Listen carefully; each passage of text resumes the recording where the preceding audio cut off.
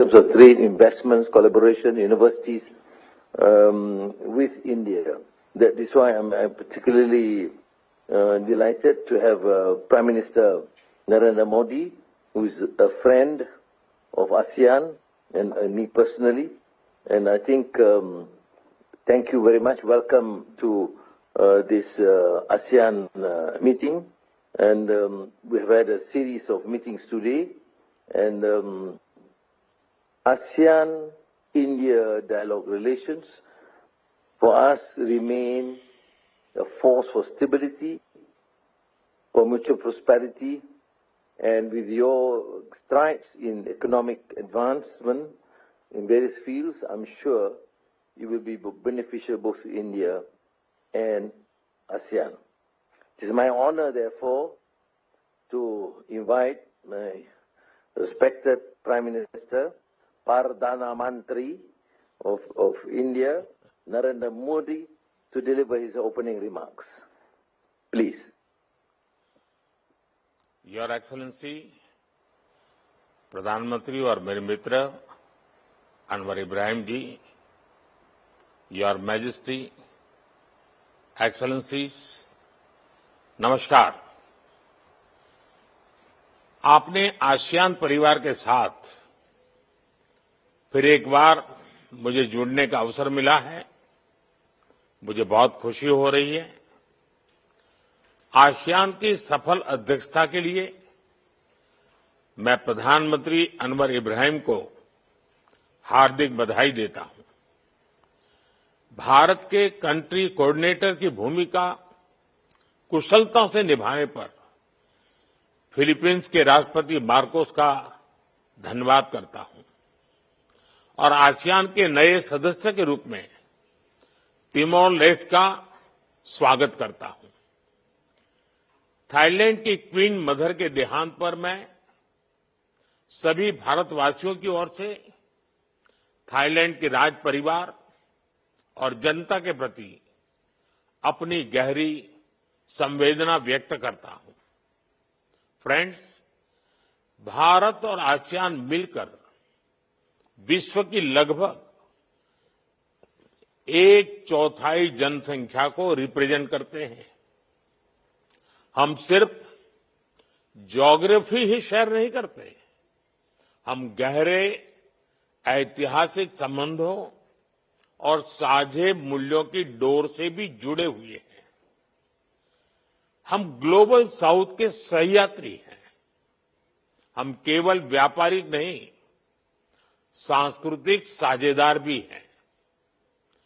ASEAN Bharat की act east policy का मुख्य स्तंभ है। भारत सदैव आसियान सेंट्रलिटी और इंडो पैसिफिक पर आसियान के आउटलुक का पूर्ण समर्थन करता रहा है।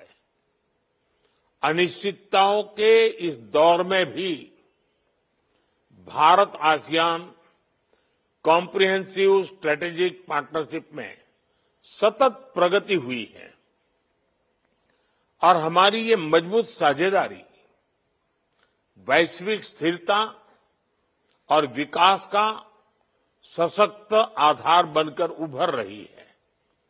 फ्रेंड्स, इस वर्ष की आसियान समिट की थीम है इंक्लूसिविटी एंड सस्टेनेबिलिटी और ये थीम हमारे साझा प्रयासों में स्पष्ट दिखती है।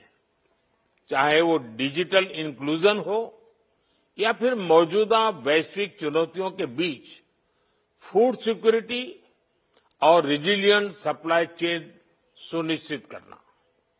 भारत इन प्राथमिकताओं का पूर्ण समर्थन करता है और इस दिशा में साथ आगे बढ़ने के लिए प्रतिबद्ध है। फ्रेंड्स, भारत हर आपदा में अपने आसियान मित्रों के साथ मजबूती से खड़ा रहा है। एचएडीआर, समुद्री सुरक्षा और ब्लू इकोनॉमी में हमारा सहयोग तेजी से बढ़ रहा है।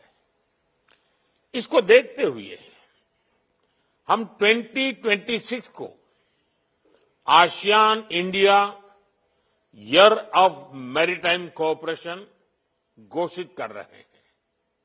साथ ही हम education, tourism, science and technology, health, green energy और साइबर सिक्योरिटी में आपसी सहयोग को भी मजबूती से आगे बढ़ा रहे हैं। अपनी साझा सांस्कृतिक विरासत को संजोने और पीपल टू पीपल संबंधों को मजबूत करने के लिए हम साथ मिलकर काम करते रहेंगे। फ्रेंड्स, 21वीं सदी हमारी सदी है, भारत और आसियान की सदी है। मुझे विश्वास है कि आसियान कम्युनिटी विजन 2045 और विकसित भारत 2047 का लक्ष्य पूरी मानवता के लिए एक उज्जवल भविष्य का निर्माण करेगा। आप सभी के साथ भारत कंधे से कंधा मिलाकर इस दिशा में काम करने के लिए प्रतिबद्ध है।